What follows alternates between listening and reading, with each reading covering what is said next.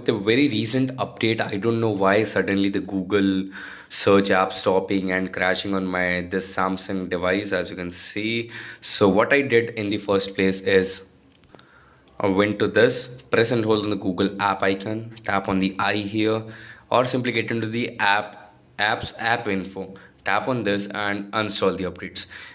Because there might be a chance that with the recent update, this issue is causing, so you can uninstall the updates. Second thing you can do is simply force stop the app and then disable it. Disable the app. So as you can see, this is the, and you wouldn't find the icon back here. So you simply get into the settings, enable this. Now again, open the Google app and this time the app should work.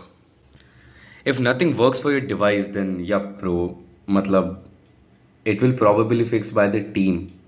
Take care. The issue is causing from the Google's end, from their server, from their issue. So you don't need to worry about it. It will automatically be fixed very soon.